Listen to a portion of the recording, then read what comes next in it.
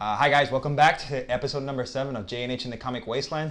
This is Jay, I'm H, and today we're going to be talking about Alters issue number 1 by Aftershock Comics, written and created by Paul Jenkins and illustrated by Leila Leiz. Sorry, we can't say it right. This is interesting because it's all about the first transgender superhero that starts in her own book. So here we go.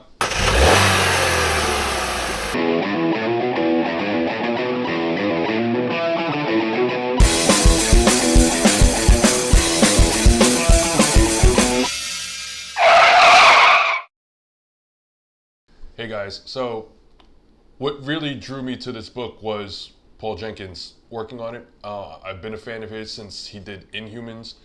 First let me just apologize. Last week I said it was Peter Milligan who wrote it. Sorry about that, Paul. But yeah, so this is the first comic where it's a transgender superhero in the starring role. Like, this is her book. It stars a character named Charlie, and Charlie right now is dealing with so many things going on in his life. He's started his hormone therapy. Right. He's starting his transition. He's a middle child, and he started becoming a superhero. Apparently, in this world, alters are like the names for the superhumans. Yeah. Okay. The first one was a guy named Octavian, who apparently, I guess, like a superhuman intellect. like an Einstein level genius, and apparently we were not really sure yet if these characters are made or if they just get powers, because like with Octavian, it's implied he was made. Kind of like Terrigenesis with the Inhumans, but then like with Chalice is the Charlie's alter ego. It seems that her powers just manifested. It's not really implied that she underwent some kind of process to unlock her powers. I mean, but we don't know yet because this is the number one. Right, haven't gotten too in depth yet on how exactly it's going on. So I mean, from what we've seen so far, a Plutonian level like villain, Matter Man, emerged after all these other super powered people made themselves known to the public. Right. Oh, also there was the Chicago incident. I don't know if the two are tied together. They haven't really implied it yet. But apparently an alter manifested that had an antimatter. Yeah, antimatter power. Just kind of like wrecked. Yeah, just apparently Chicago isn't even on the map anymore or something like that. Right. So for our first issue, they do an okay job with introducing all the relevant elements to it. But I think the thing that really stood out was Charlie's story. Right. Like, they're not really in your face about the fact that he's transitioning. Yeah. Even though that's a point where it's getting publicity, it's not really a point where they're trying to sell you on it. Like, this book is only important because it's a trans character. Right. It's a character who's discovering himself who just happens to be trans. Exactly. That's what I really liked about it. Yeah, me too. No, and the whole aspect of it, it's implied that all their powers are manifested through like atoms or subatomic power. In this case, Charlie, we're not really sure what the extent of her powers are, but apparently she can fly, and she can fly really fast. Right, she can fly really fast, but it almost seems like she's like teleporting somehow. Right, like she just splits her atoms and just like moves from one place to the other. To the. But I thought it was very engaging. I liked her story the best because she takes you to the story of like, I'm Charlie, I was born a guy, I'm a middle child, my older brother has cerebral palsy, my younger brother is kind of a dick, my dad is kind of like an alpha male, and the mom's probably like the most understanding character. Right. Other than her brother, but the brother doesn't communicate like very well because he has cerebral palsy. Right. And he's the only one that knows her secret. And her struggle is pretty much figuring out a way to tell her parents that because she wants to come out because she's like that she's on her hormone therapy, and that eventually it's going to be very noticeable. So she wants to get ahead of the curve and tell her parents before they do that. But the problem, I mean, you can also draw comparisons to having like a secret identity. It's something where it's not. I mean, you can't have everyone knowing. Right. For good reason. Because I mean, it's implied that like I said, the little brother Brian might be homophobic. Yeah, I mean, he's throwing around. Like, I mean, he's only been around for 2 pages, and he's made like 2 homophobic jokes already. You know, it's like exactly. He's kind of a dick, as I said.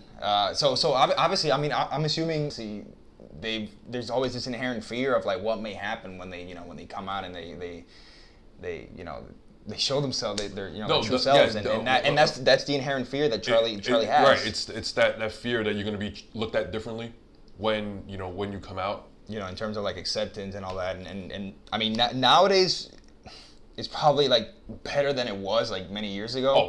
But there's still like shit going on where people are like there's a lot of very homophobic people and even groups that rally up against the homosexual and like lesbian community and transgender and it sucks. So that's what we wanted to see, like the first ever transgender superhero. Right. No, that's why I like the comparison, because Charlie feels that like I need to do this. Like he feels that pull that like I need to tell him. I just don't know how. Yeah. And I mean, yeah, like I said, his dad's an alpha, so I don't know if they're gonna go the route where his dad's gonna disapprove. Yeah. I mean, it's interesting too, because it seems like the bigger issue is more Charlie trying to tell this information to her parents than it is Charlie becoming a superhero. Like that seems like the lesser thing, and that's how it felt too. Like that's why I liked it even more, because I felt like the superhero thing was kind of like second to this fact, but it wasn't like just overshadowing the whole fact that I'm transgender and this is this is everything. And the thing is that in the state of this world, superhumans, alters are coming out like out of the woodwork like every day. Exactly. The type of guy Matterman is. The guy doesn't get what he wants. He says it himself. He's like he's a maniac with a hair. It's one of those things where real maniacs don't consider themselves maniacs, okay? But it's another thing of his sense of entitlement, because apparently he's like the strongest superhuman at the moment. Like I said, a very Plutonian like. Right. That he does shit just to do it. Right. Because he can. So and he has a clause, right? Like he says anybody that like engages Octavian and his Gateway Army, they're enemies of the state. Right, they're gonna have a bad time. Right. All of them are supposed to like be sent over to Matterman, and when Chalice shows up, the Gateway Army engages her first. So that obviously Matterman like knows immediately, because Chalice made this whole spectacle and shit got real. So Matterman puts it out there where it's like, Chalice needs to like come to me now, or my way or the highway. Right. And then they even they even use the phrase which really like when he said I'm declaring jihad. It's like, come on, man. Jihad. He took a guy on national television and just snapped his neck. Yeah. He's like, all right, this is what's gonna happen. We do it because we can. Not like that, and that's the whole point, right? Like, so that's one issue, right. But it seems like Chalice is not like taking that like as seriously. No, right, exactly. Right, that's even a lesser thing than the whole superhuman thing. Right? So and because obviously I don't feel like the transgender fact it should affect her superhero responsibilities. Like it shouldn't shouldn't make a difference, right? You do what you have to because because you want to, because you're a superhero. But her actual her personal life is that's the one that seems like kind of taking the loops and turns that called us, that attracted us to the book, I guess, and that's what made it worthwhile the most. And of course, right, this is just issue number 1. We don't know what's going to happen next, and we got to see how like these two worlds, her two worlds, just kind of converge into one. That's pretty much what's guaranteed to happen. Like things are on a collision course even right from the start. That's what I liked. I mean, it's a bit of a slow build. Like I said, they're kind of sparse on details, but these things are in motion. Like this is what's happening. This is what you have to look forward to. So in terms of giving us a glimpse and a preview of what's to come, then it does a really good job. Yeah, and one thing that I found very interesting as Charlie is narrating her story, well, actually writing it down in a diary, she's saying, have you like asked me like a week ago what we should have done with these alters? Was just get rid of them after the Chicago incident, just like get rid of them, just fuck it, like they're not worth our time. But then she turns into one, and that kind of changes her perspective. So it's interesting because not only is she like dealing with her issue of like being transgender and trying to tell her parents, but she's dealing with like, oh shit, I hated alters at a given time, and now I'm one of them, right? The state of the world affairs in terms of superpowered people. So that's pretty good. I think like it's a good way to just kind of play around with these topics and just kind of see how they unfold. And I'm kind of excited to see. You know, obviously, it's not the best book I've ever read, but I'm glad they did this, and it's a good beginning.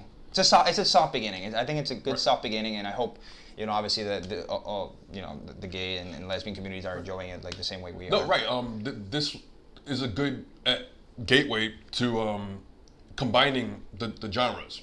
Right. You know, there should be more trans characters, more gay characters, more lesbian characters. Right. Like in comics. You know, don't do like what DC did with like Wally West. Oh, you know, let's just get rid of the ginger, just put in a black kid. No, like don't do that. Just make brand new characters. And that's the better way to do it. Don't just like try to switch genders or roles. Just do something original, like Miles Morales. Right. Maybe same mantle, but new character, and then everybody loves him. So I hope, you know, everybody loves Alters too. Also, the artwork was actually pretty damn good. Yeah, it was solid. Yeah.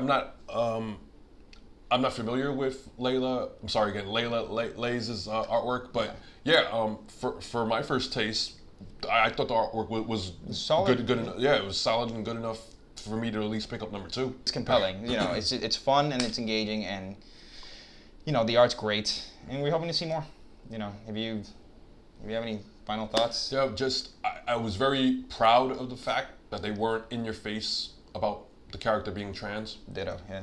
Because it's like, you know, like again, like it shouldn't be about that. Right. Like, it shouldn't be like, you know, buy my book because it has a trans character. No, buy my book because the character is good and just happens to be trans. This is a good This is a good superhero story from what we have so far that just happens to star a trans character. Exactly. No, and that's great. You know, like don't. I remember when they were doing Constantine before Rebirth, they were just like force feeding you the fact that I'm a bisexual, and I'm like, dude, like we know this, but you don't have to like put it in every right. You don't have panel. to be in your face about it because in a way that does a disservice. Exactly. You're literally force feeding people into it, and that doesn't work. You know, people don't like that. So that's why this works so well, because they didn't do that. They just like telling you a story, you know, and the character just happened to be transgender. We like the character, and we can't wait to see more. I wanted to say about the book. Any lasting thoughts? Also, if you guys pick up number 1, you also get a preview of Warren Ellis and Phil Hester's Shipwreck. A good little preview. Yeah, 6-page preview in it. So for $4, I would totally recommend. You know. Yeah, why not? You know. Try the Mushu pork. That's gonna be a thing. That's gonna be our thing, right? Exactly. Mushu pork. Thanks, Johnny. Yeah. No, but that's it. You know, guys, if you have like any thoughts, please share it with us. We hope you like it as much as we did. Share your opinions, whatever you want us to like review next. Just let us know. Obviously, any feedback. We're always trying to make this better. We're hoping to get some actual production lights to make this look more awesome for you guys. And then what do we have for next week? Next week, again, we're gonna do double duty with Black Science and Doom Patrol #1. And we're gonna have Johnny 2x4. Oh, Johnny returns. Yes. He's gonna return for his second. King Evergreen. Yes, he's gonna be returned, and he's gonna have me. We're very happy to have him back. But that's it, guys. Thank you so much for taking the time and watching this. We'll see you guys next time. Until next time. Hey guys, join us next week as we cover Doom Patrol #1 and Black Science #24. See you then.